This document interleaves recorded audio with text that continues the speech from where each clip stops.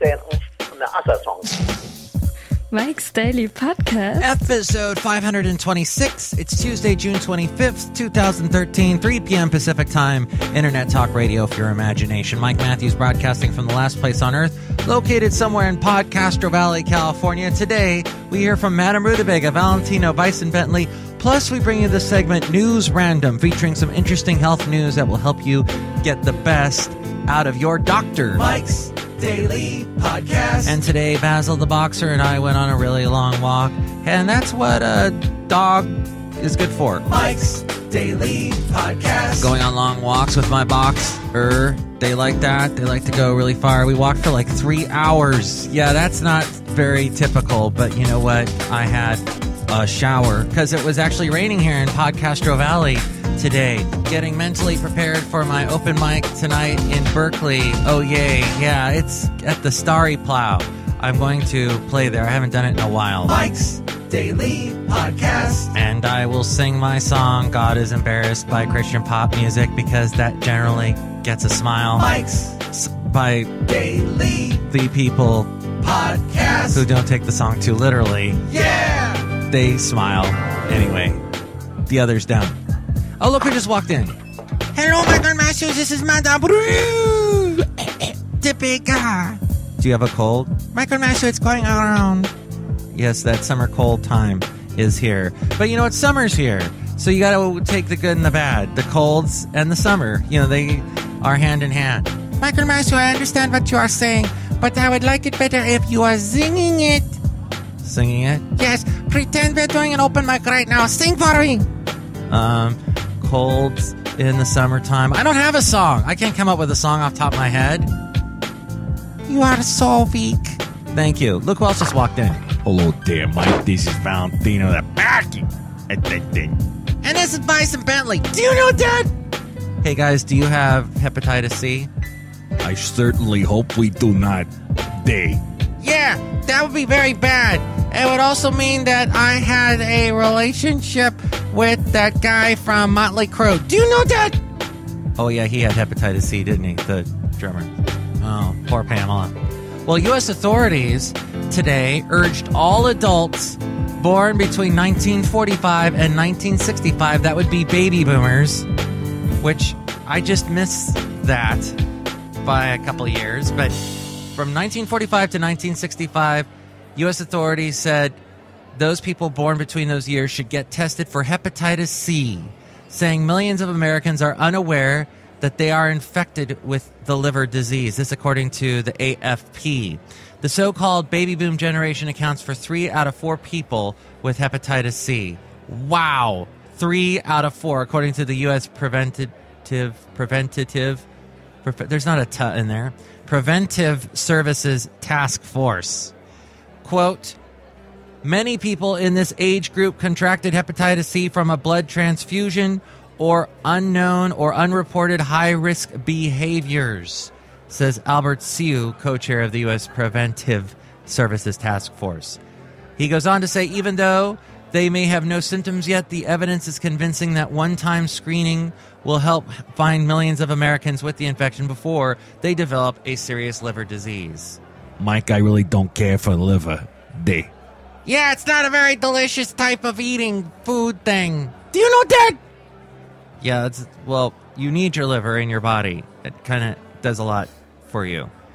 Eating it is another thing. Some people love it. Smothered in onions, for example, which, I don't know, that somehow doesn't sweeten the pot for me. The U.S. Task Force also recommends hepatitis C screening for adults at risk of infection, including people who currently use injection drugs or have done so in the past, as well as people who received a blood transfusion before 1992. Apparently, about 1.5% of the U.S. population is infected with hepatitis C, making it one of the most common causes of chronic liver disease in the United States. The disease can cause cirrhosis of the liver and liver cancer. Last year, the Center for Disease Control and Prevention reported that in 2007, more people died from hepatitis C than from the virus that causes AIDS. Wow. That story could have been in a Wow Shuts Wow segment, but we aren't doing that today. We did that yesterday. Michael Matthews, you mean to tell me that I missed Wow Shuts Wow? Yes, you did. The great segment where I talk about things that surprise me. Michael Matthew, everything surprises you. No, it does. What the hell is that? I just rubbed my nose. They? Do you have a summer cold? I don't know. Gee, paranoid much, they? Mike, we spend hours upon hours standing out in the parking lot of the last place on earth. So sometimes we catch a little bit of an allergy or something. Do you know that? All right, guys, I'm sorry, just a little jumpy. Maybe there was caffeine in that decaffeinated drink I got today. Where did you go? Bison, I went to Pete's in PodCastro Valley, California, and the lovely cat served me. There was a cat that served you? No, there's a lady that works there named Kat. She's been there for a while, and she's cool. She, is very friendly and kind. Ooh, does Mike have a crush, they? Well, you know what? It wouldn't be the first time that I had fallen for a barista, but, excuse me, no comment. Well, Michael Master, you sure went for that glass of water very quickly? Yeah, I guess I did. So what do you think about the whole thing about the hepatitis C virus being amongst so many baby boomers? How strange is that? But maybe that will be something that the U.S. Preventative Center will say for every generation as they grow older that they should have themselves checked for hepatitis C. Maybe it's a thing. Who knows? You can email me, mikesdailypodcast@gmail.com. We read your comments on the section Emails from Email. Also email me if you'd like to be a guest on the show or if you'd like to sponsor the show. That's mikesdailypodcast@gmail.com. And we also have the website, mikesdailypodcast.com. Go there for the link to where to find us in iTunes. Subscribe to us in iTunes and rate the show and comment on the show there if you would. Also, there are links to where to find us on Facebook, YouTube, Twitter, Yelp. And we're also on SoundCloud and Spreaker.com. You can listen to the show there as well. And we have the blog and the podcast picture of the day and the Amazon deal of the day. Who knows what it is today? I'm not going to check. Mike'sDailyPodcast.com. News Random. It's News Random, and today we have health news stories for you that are fascinating. The first one has to do with your dog's health, and possibly you would want to give them this food. Or not. Nutria biscuits, otherwise known as marsh dog treats. The invasive species of Nutria rank among the greatest threats to ecosystems in the world. Also known as koi poo, they're near on the top of the list according to the Union for Conservation of Nature. These large fur-bearing rodents, introduced from South America in the 1930s, have eaten their way through South Louisiana, according to the Bear Deluxe magazine, their winter 2012 to 2013 issue. This article by Steve Babcock says that lacking natural predators, the legions of 15-pound swamp rats gnaw away enough plant roots to damage 10,000 acres of wetlands per year. Each plant they devour breaks one more link in the fragile web of coastal wetlands that keep the Gulf of Mexico's saltwater at bay. That means storm surges during hurricanes will be unstopped, and there'll be more flooding. Another headache is their habit of burrowing into and compromising banks and levees. Nutria also negatively impact fish nurseries by removing the organic buffers that filter coastal waters. And did I tell you they're awfully cute? Kind of cute. It depends on how you perceive rodents. But last year, graphic artist and self-described animal lover Venny Harlan was discussing Nutria with her brother Hansel. Yes, some people have brothers named Hansel, and they're not named Gretel. They said they kept talking about Nutria, and Hansel said that if these ad agencies couldn't market it as human food, maybe they could just feed it to the dogs. The pair responded to a call for a grant proposal on invasive species from the Baratia National Estuary Program. To their surprise, they received the award. We weren't sure how to get started, but we put together a business plan since there was a bounty on the Nutria already. They're wasting this useful, high-quality protein, but we're stepping in and trying to use that. The result, Marsh Dog Wild Nutria Biscuits. The treats are all natural, high in protein, and they also help the ecosystem. Reading the ingredients include wild nutria meat, brown rice flour, oat flour, sweet potatoes, eggs, sugar cane molasses, garden parsley, and cayenne pepper. All those ingredients, except for the oat flour, are locally sourced in Louisiana, blended without artificial colors or flavors. They say dogs tend to be outdoors people, but this connects them to the broader environment. If you give a dog a biscuit, you help the environment in a small but meaningful way, say Vinnie Harlan and Hansel. And also on their website, there's links and resources to learn more about the threats to Louisiana's wetlands. Before my dog was potty trained, my entire house was wetland. Our second story in our health section of News Random is about talking to your doc.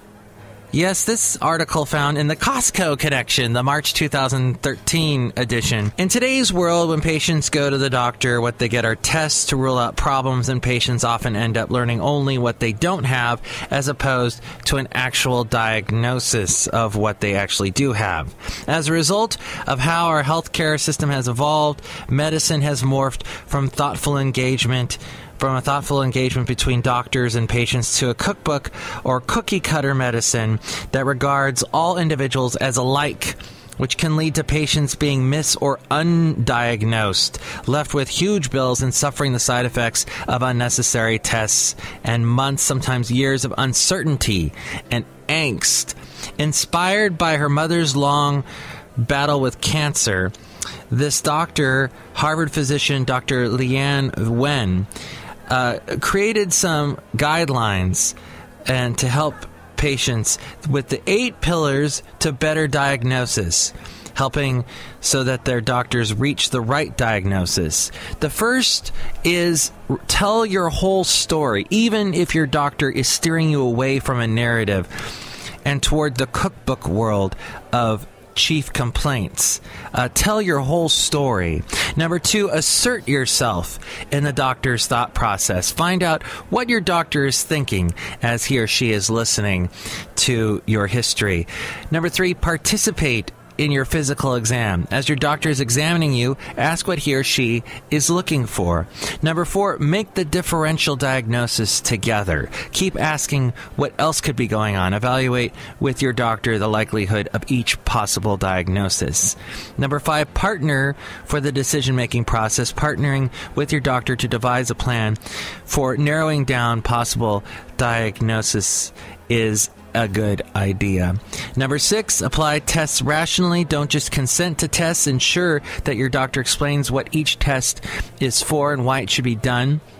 Number 7, use common sense to confirm the working diagnosis. You should reach at least a working diagnosis at the end of every visit to the doctor. Make sure that the diagnosis makes sense. And number 8, integrate your diagnosis into the healing process. Once a diagnosis is made, ask questions so you understand possible treatments as well as their risks and benefits. This next story has to do with health and keeping you healthy. Perhaps you enjoy surfing or playing around in the waters near your home. Unfortunately, here in the Bay Area, the waters are awful cold, which led to the creation of the swimsuit. And Mr. Jack O'Neill, who opened the Northern California first surf shop on San Francisco's Great Highway in 1952. This according to ASJ magazine, Adventure Sports Journal, which is also at that website, adventuresportsjournal.com. He moved his surf shop to Cowell's Beach in Santa Cruz in 1959, and his marketing efforts forced the hand of every would-be NorCal surfer in the 1960s and 70s. If you wanted to call yourself a real surfer, then you pretty much had to own an O'Neill wetsuit. Jack O'Neill said, without a wetsuit, you could only last about an hour on the best of days in Northern California. Still, your teeth would start to rattle after about 20 minutes. He also, in the 70s, started making wetsuit booties and the first functional surfboard leash. Oh, how helpful those are. He actually lost his eye while trying to create the surfboard leash, and this was in a surfing accident near Pleasure Point in California. However, this actually helped promote O'Neill's merchandise even more because he was the spokesperson, Jack O'Neill, and there he was with a flowing gray beard and a pirate eye patch. He became synonymous with wetsuits. Jack, who's in his 90s now, continues to pursue his philanthropic efforts. His economic center of gravity shifted towards Europe as surfing and snowboarding experienced rapid growth there and globally. In 2007, the Dutch fashion company Logo International BV acquired and consolidated the brand into a portfolio of European apparel holdings. O'Neill has a truly global brand headquartered thousands of miles away from where he developed his first wetsuit prototypes. He even came up with a wetsuit that would keep you warm if you were stuck in the water all night, a sealed seam technology used in making the swimsuit, combined with the discovery of a space-age gas-proof zipper. Oh, and we can't forget the super bikini. Yes, or the super kini. Created in the 2000s, the early O's, the first woman's bikini utilizing nanotechnology to ensure it sticks with you no matter what. God bless you, Jack O'Neill. And finally, in health, what exactly are you? The food you eat, what does it make you? Are you a vegetarian? Are you a carnivore? Or are you a multiple shade? For example, there is, of course, the microbiotics. They're primarily a vegan that has some fish. Then there's the juicearian, drinking only juice from fresh fruit and vegetables. Then there's the fruitarian, eating only fresh fruits. The sproutarian, predominantly sprouted seeds. That's what your diet consists of. And, oh boy, your farts must be lovely. Then there's the vegan, whose food consists entirely of food from plant sources. Then there's the lacto-vegetarian. Know a lot of these people. They are eating dairy products in addition to the primary plant as food.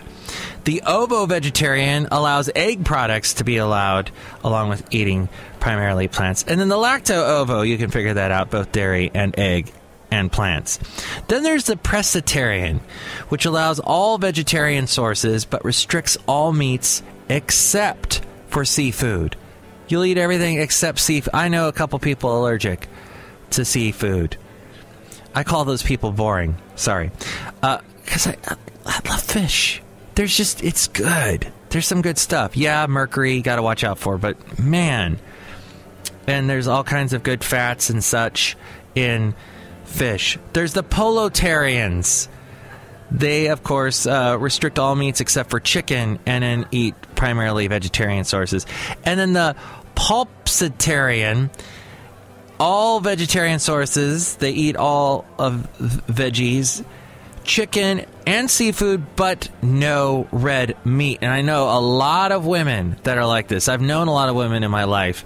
Just a lot of women stay away from the red meat, especially after Beverly Hills Cop, when Judge Reinhold is talking on and on about how red meat is bad for you. That created a lot of pulpsitarians. And then finally, the flexitarian eats from all food sources but limits meats, which may explain a lot of people today trying not to eat a whole bunch of meat. Oh, and then you got your paleo people, those people from CrossFit, ultra CrossFitiates who will only eat protein and stay away from carbs. That sounds a little like Atkins, doesn't it? And we saw how well that did for him. Although, actually, he didn't die from his diet. As we go outside the last place on earth where we bring you Mike's Daily Podcast, somewhere in PodCastro Valley, California, I forget what he died of. Maybe he didn't do enough CrossFit. And here's today's podcast picture. The picture is from, about a week ago. My friend Robert Welsh, who does the segment Welsh on the World, and he hasn't done that segment in a while. He needs to come in and do that again. Dang it.